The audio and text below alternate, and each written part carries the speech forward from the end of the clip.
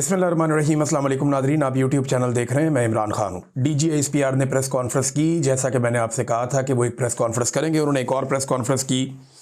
पहले बात कर लेते हैं कि प्रेस कॉन्फ्रेंस में किन चीज़ों पर बात होनी चाहिए थी जो बात उन्होंने नहीं की, और फिर बात करते हैं कि उन्होंने जो बातचीत की वो किन चीज़ों पर की जिसमें उनकी डोमेन ही नहीं है, जिसमें उनका इख्तियार ही नहीं है। DGISPR की आज की प्रेस कॉन्फ्रेंस देखी तो मुझे ऐसा लगा कि किसी मुस्लिम लीग नून के या पीपल्स पार्टी के जयाले को यूनिफॉर्म पहनाकर बिठा दिया गया। यानी किसी एंगल से भी ये एक प्रोफेशनल सोल्जर की प्रेस कॉन्फ्रेंस नहीं थी। यानी एक ओहदे का इतना बड़ा जर्नैल, इतने बड़े जर्नल के ओहदे पे उसे पहुंचा दिया गया और वो DGISPR भी बन गए और इतनी बड़ी फौज की वो तर्जुमानी कर रहे हैं। वो फौज जिसके पास एटम बम भी है, और वो एक घटिया लेवल की एक प्रेस कॉन्फ्रेंस जिसमें सियासी गुफ्तगू है, क्या वो जेब देती है? इदारे को खुद ये सोचना चाहिए कि ये कितना लो लेवल है। क्या ये इदारा इस तरह का DGISPR डिज़र्व करता है जो सियासी प्रेस कॉन्फ्रेंस करे और सियासी लोगों को जवाब दे? पिछली प्रेस कॉन्फ्रेंस में ये कुत्ता कहकर गए थे, इस मरतबा इन्होंने अजीबोगरीब बयानात दिए हैं, अजीबोगरीब चीज़ें इन्होंने की हैं। ऐसा लग रहा था कि एक सियासी कारकुन की प्रेस कॉन्फ्रेंस है, किसी प्रोफेशनल सोल्जर की ये प्रेस कॉन्फ्रेंस नहीं है। ये इदारे की गिरावट की निशानदेही कर रहा है। यानी पाक फौज एक शानदार इदारा है, पाक फौज में लड़ने की बड़ी ज़बरदस्त सलाहियत है, और पाक फौज इंशाल्लाह ठीक भी हो जाएगी, इस चुंगल से निकल भी आएगी जिसमें वो फंस गई है। लेकिन जिन लोगों ने फंसाई है वो इस फौज का इमेज क्या बना रहे हैं। कितनी घटिया प्रेस कॉन्फ्रेंस की गई और एक सियासी प्रेस कॉन्फ्रेंस की गई। आज एक मरतबा फिर DGISPR ने अपने हलफ की खिलाफ वर्जी की है, बज़ाहिर तो ये साफ नजर आ रहा है। अब जिन चीज़ों पर बात होनी चाहिए थी उन पर बात नहीं हुई। नंबर एक, इस्तिस्ना के ऊपर इस 3 घंटे से ज़्यादा की प्रेस कॉन्फ्रेंस में किसी ने सवाल नहीं किया। यानी कोई तो होता जो वहां पूछता कि इस्तिस्ना क्यों लिया रे, कोई तो पूछता कि जनाब इस्तिस्ना की आईनी शरई इस्लामी हैसियत क्या है। उलमा इकराम कह रहे हैं कि जनाब इस्तिस्ना गलत है, गैर आईनी है, कुरान पाक की तालीमात के खिलाफ है। किसी ने यह सवाल ही नहीं किया। किसी ने, मैंने 2-3 लोगों से पूछा ये सवाल हुआ, उन्होंने कहा नहीं ये सवाल ही नहीं हुआ। तो इस्तिस्ना के ऊपर किसी किस्म की कोई बात नहीं की गई। पाक फौज के तर्जुमान से यह जरूर पूछा जाना चाहिए था। भारत ने पाकिस्तान का पानी रोका हुआ है और पाकिस्तान के किसानों को शदीद मुश्किलात का सामना है। पाकिस्तानी किसान पहले ही पानी की किल्लत का शिकार रहते हैं। भारत ने पहले भी हमारा बहुत पानी रोक रखा है। सिंतास मायदे के तहत हमने 3 दरिया अयूब खान के दौर में भारत को दे दिए थे, और बाकी जो 3 दरिया बचे हैं इधर पंजाब में इस तरफ, उन 3 दरियाओं के पानी के ऊपर भी भारत बार बार रुकावट डाल रहा है। और अब हमारा पानी रोका हुआ है, ये पानी कैसे छुड़वाना है इस पर कोई बात नहीं हुई। कश्मीर के अंदर जो जुल्म और सितम हो रहा है, कश्मीर को आज़ाद कैसे करवाना है, इसके ऊपर किसी किस्म की कोई बातचीत नहीं हुई। फौज गजा में जाएगी, अगर जाएगी तो वहां क्या करेगी, और जो ये अर्जी पाकिस्तान की जानिब से दी गई, ये क्यों दी गई? क्योंकि देखिए, फील्ड मार्शल आसिम मुनीर ने मुलाकात की थी डोनाल्ड ट्रंप से, और डोनाल्ड ट्रंप को जो अर्जी दी गई है वो शहबाज शरीफ ने तो देनी नहीं थी। तो पाक फौज के तर्जुमान से ये बात जरूर पूछी जानी चाहिए थी कि अमेरिका को ये अर्जी क्यों दी गई कि हम अपनी फौज गजा में भेजना चाहते हैं, और वो फौज वहां पे हमास को जाकर गैर मुसल्ला करेगी और इसराइली सरहदों का तहफ़्फ़ुज़ करेगी। यही ड्यूटी डोनाल्ड ट्रंप ने बताई है ना। इस पे कोई सवाल नहीं हुआ, ना उन्होंने इस पे कोई बात की। UAE और सऊदी अरब की जो एक सिचुएशन बन गई यमन में, इस खित्ते के अंदर बहुत इंपॉर्टेंट है, उस पर DGISPR ने कोई बात नहीं की। ईरान के ऊपर हमले की धमकियां दी जा रही हैं लगातार, इसके ऊपर DGISPR ने कोई बात नहीं की। वेनेजुएला की बात हुई लेकिन गोल मोल बात हुई, इस पे भी कोई बातचीत नहीं हुई। तो फिर DGISPR ने प्रेस कॉन्फ्रेंस की क्यों? जब दिफाई नुक्ता नजर से जितनी उनकी ड्यूटियां हैं उनके ऊपर वो बात नहीं कर रहे, तो फिर उन्होंने बात करनी किस बात पे है? उन्होंने सारी की सारी प्रेस कॉन्फ्रेंस एक सियासी कारकुन की तरह सियासत के ऊपर की, जिसे इस बात का फिक्र है कि अगर वो सियासत नहीं करेगा तो अगले इलेक्शन में उसका लीडर उसे टिकट नहीं देगा। यानी इदारों में प्रोफेशनलिज्म खत्म हो गया, फेवरेटिज्म आ गया कि मैं जितनी तारीफें करूंगा अपने फील्ड मार्शल की, जितनी गेम में उठाकर रखूंगा सियासी रहनुमाओं की, उतना ज्यादा इम्कान होगा मेरी कामयाबी का, ऐसा लगता है। तो DGISPR की इंतहाई नॉन प्रोफेशनल एक प्रेस कॉन्फ्रेंस थी, 3 घंटे तक जारी रही। बहुत अजीबोगरीब बातें उन्होंने की। इसमें कुछ चीज़ें मैं आपके साथ शेयर करता हूँ। एक तो उन्होंने सीधा सीधा इल्ज़ाम लगा दिया कि दहशतगर्द जो है वो PTI पे हमला क्यों नहीं करते। ये सवाल है या गिला है दहशतगर्दों से? ये तो ऐसा लगता है कि दहशतगर्दों को लाने वाले, दहशतगर्दों को बनाने वाले दहशतगर्दों को पालने वाले, दहशतगर्दों को सिखाने वाले, वो उनसे गिला कर रहे हैं कि आप पीटीआई को क्यों नहीं मार रहे, आप पीटीआई को क्यों नहीं मार रहे। ये उनसे ऐसा लगता है गिला है। दूसरी जानिब ये है जो वो कहना चाह रहे थे कि एक्चुअली पीटीआई क्योंकि दहशतगर्दों की सहूलतकार है, वो उनके साथ मिली हुई है, लिहाजा इसलिए दहशतगर्द पीटीआई को नहीं मारते। दूसरी जानिब ये एक एंगल इसको देने की कोशिश की गई है। देखिए, पीटीआई अगर दहशतगर्दों के साथ मिली हुई है और उनके ऊपर अटैक नहीं हो रहे, ये डीजीआईएसपीआर कह रहे हैं ना, तो इससे पहले एजेंसियों की एक नहीं दर्जनों रिपोर्टें हैं जिनमें पाकिस्तान की आईएसआई ने, मिलिट्री इंटेलिजेंस ने, इन्होंने बाकायदा बार बार इमरान खान को और उनकी पार्टी को लिख कर दिया कि इमरान खान की जान को खतरा है, दहशतगर्द उन पे हमला कर सकते हैं, और दहशतगर्दों ने हमले का प्लान भी कर लिया है। इमरान खान पे कातलाना हमला हो भी चुका है। तो अब ये कह रहे हैं कि जनाब इनको अटैक नहीं करते, खुद लिख लिख कर देते हैं। अब डीजीआईएसपीआर या तो आज झूठ बोल रहे हैं, या इससे पहले जो एजेंसियों की रिपोर्टें इमरान खान साहब को दी जाती थी कि दहशतगर्द आप पे हमलावर होने ही वाले हैं, हमने बंदे पकड़ लिए हैं, वो आप पे हमला करने लगे थे, या तो पाकिस्तान की एजेंसियों की वो रिपोर्टें झूठी थी। अब डीजीआईएसपीआर फैसला कर लें कि वो खुद झूठ बोल रहे हैं या उनकी एजेंसियां झूठ बोल रही हैं जो ये कहती हैं कि इमरान खान की जान को दहशतगर्दों से खतरा है। ये जो रेहान ज़ेब का कत्ल हुआ था, ये किसने किया था? दहशतगर्दों ने नहीं किया था। ये अभी दीर से एमपीए मलिक लियाकत के ऊपर बड़ा खौफनाक अटैक हुआ, ये किसने किया था? मुराद सईद की पूरी फैमिली को तबाह बर्बाद कर दिया, दहशतगर्दों ने उनके ऊपर भी हमला किया। ये सुहेल अफरीदी जो है, इनके घर के 11 अफराद शहीद हो गए हमले के अंदर, उन्हें किसने शहीद किया था? तो डीजीआईएसपीआर ये आप कैसे कह सकते हैं कि पीटीआई पे हमला नहीं होता? ये मेरे सामने एक और वाकया है, और ये आज सुबह का ही वाकया है। ये इनके ऊपर भी एक अटैक हुआ है। ये साबिक तहसील नाज़िम है फिदा मोहम्मद, इनके ऊपर हमला हुआ बनू में, इनकी गाड़ी को बम से उड़ा दिया गया। ये आज का वाकया है। बेशुमार दफ़ा पाकिस्तान तहरीक इंसाफ के लोगों के ऊपर दहशतगर्दों के हमले हुए हैं, उनके पास बहुत सारे शोधा भी हैं, और वो निकाल के नाम आपके सामने अगले चंद घंटों में रख भी देंगे। और ये खबरें हम मीडिया के ऊपर देते भी रहे और लगातार देते रहे। हाँ, ये बात बिल्कुल ठीक है कि एएनपी के ऊपर भी अटैक हुए, पीटीआई के ऊपर भी अटैक हुए, पीएमएलएन के ऊपर भी कुछ ना कुछ अटैक हुए। शहबाज शरीफ ने तो खड़े होकर लाहौर में ये कह दिया था कि ये जो दहशतगर्द हैं, तालिबान है, इनकी और हमारी सोच एक जैसी है, तो हमारे ऊपर हमले ना करें। वो स्टेटमेंट डीजीआईएसपीआर आप भूल गए? वो स्टेटमेंट आपको याद नहीं है? एक दौर में तो आप लोगों ने ये प्रोपेगेंडा भी किया था कि बेनज़ीर भुट्टो को अगर बम से मार दिया गया या उसके ऊपर खुद कुछ धमाका किया गया तो नवाज शरीफ को बम से क्यों नहीं मारा गया, और नवाज शरीफ के ऊपर खुद कुछ धमाका क्यों नहीं किया गया? वो वाला प्रोपेगेंडा भी आप लोगों ने किया था ना।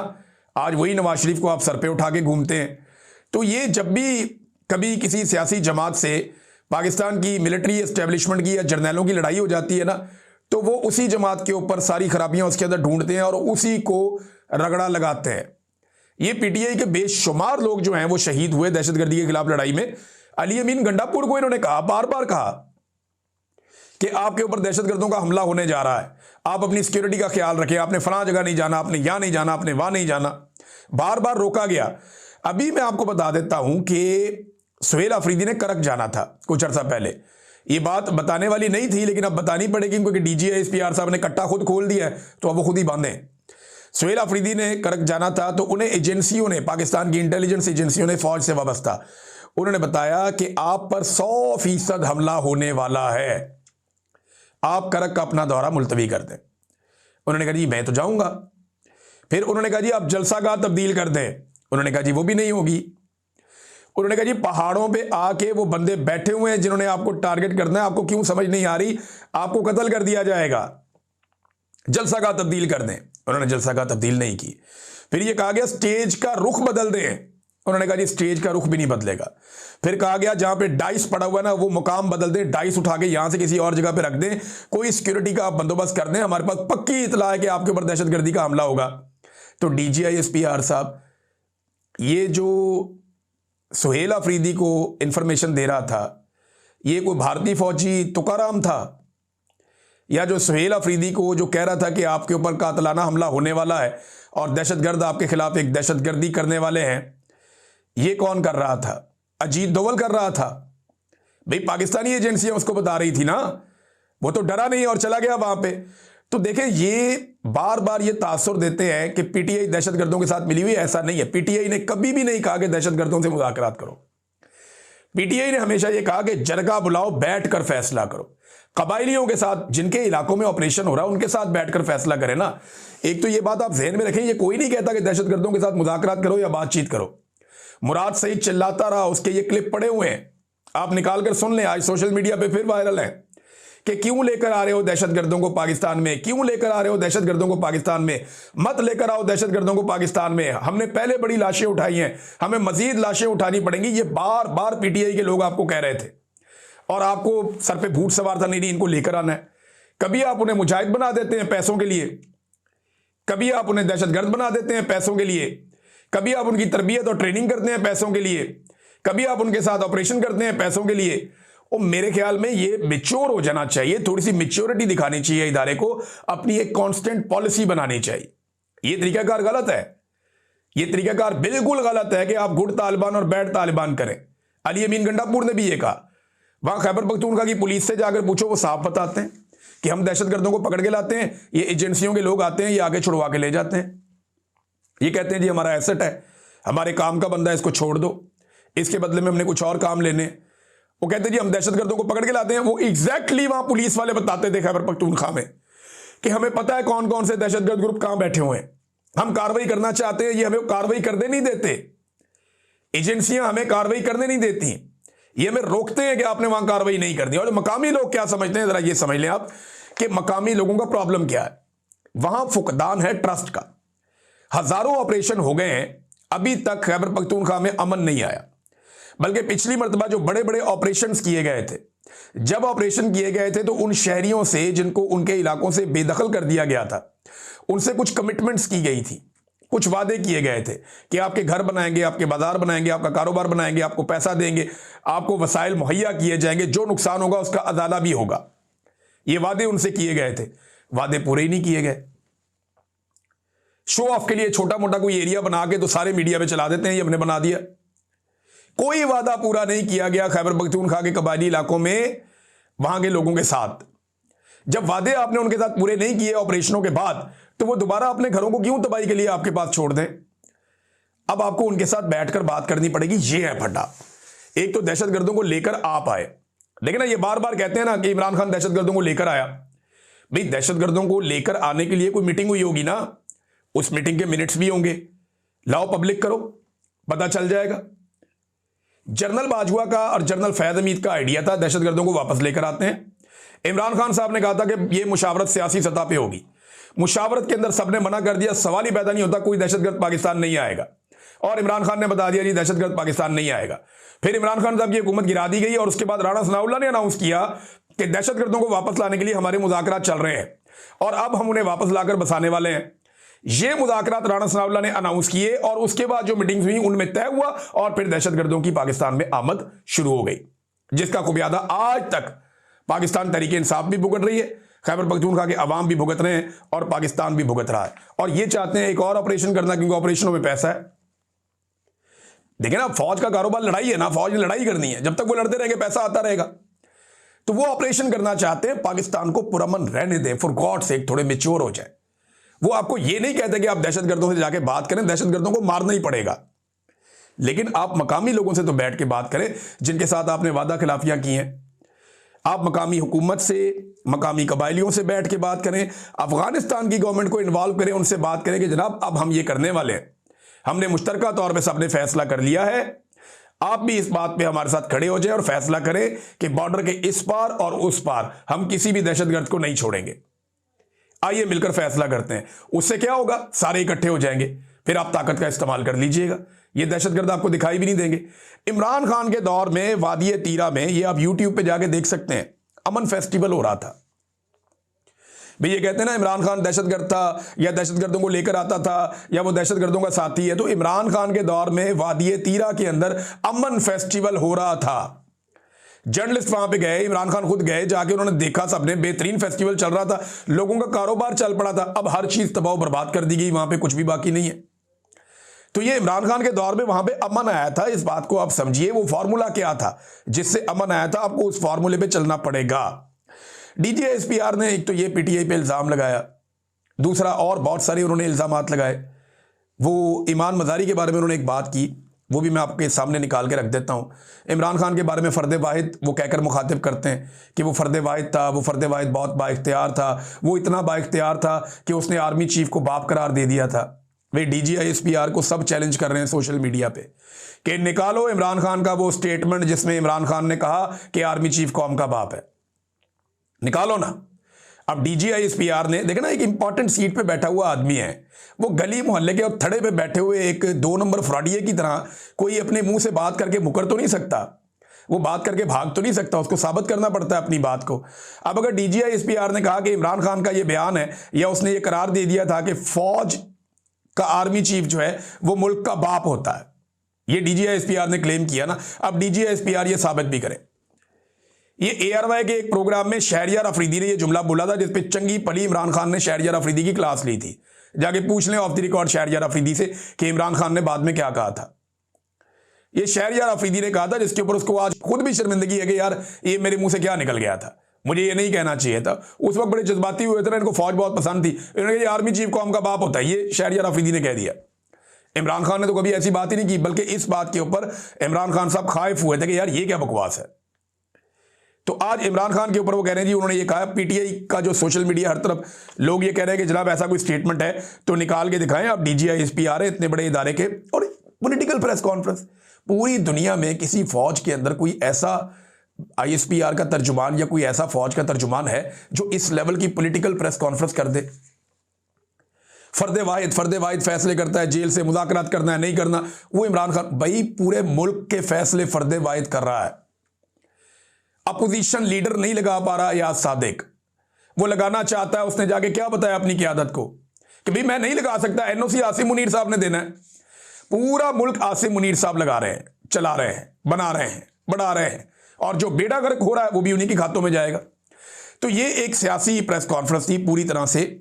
इसमें DGISPR ने ईमान मज़ारी साहबा के बारे में उन्हें बारीक वारदातिया करार दे दिया और कहा कि ये ईमान मज़ारी खुद को ह्यूमन राइट्स एक्टिविस्ट कहती है, और जनाब फिर आगे वो कहती है एक प्रोफेसर उस्मान काजी की दहशतगर्दी पर सोशल मीडिया पर बयानियाँ बनाया, इन सब की डोरियाँ बाहर से चल रही हैं।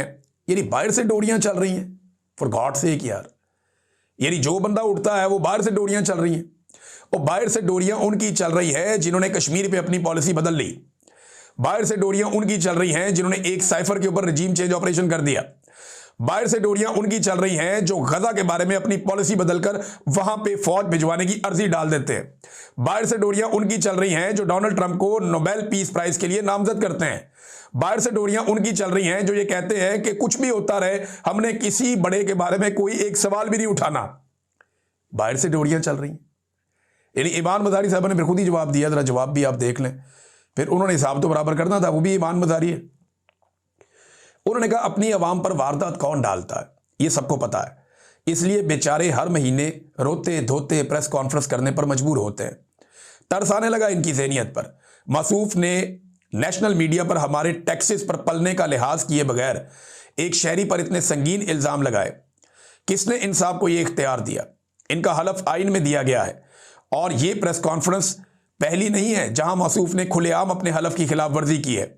इतने सच्चे हैं हमारे बहादुर मुहाफिज साहब, तो अवाम को जवाब दे कि असल में बाहर डोरियां किसकी चलती हैं, जजीरे किसने खरीदे, पापा जॉन्स किसको कहा गया, सर्विस के बाद बैरून मुल्क अय्याशियां किसने की, 1948 से 2010 तक किसने अमेरिका से 21.3 अरब डॉलर वसूल किए, अपने शहरियों को डॉलरों के एवज किसने बेचा, एक प्रोफेसर को इनके घर से जबरी तौर पे लापता करके तहवील में ही इसे दहशतगर्द बनाकर जबरदस्ती वीडियोस किसने बनवाई और क्यों बनवाई।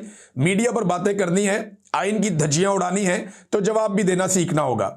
इधर सियासतदानों से लेकर वकील जवाबदेह है, तो साहब आपको भी मुकद्दस गाय अपने आप को ना समझें, अब इनको बड़ा हो जाना चाहिए। ये जनाब ईमान मज़ारी साहिबा ने जवाब दिया।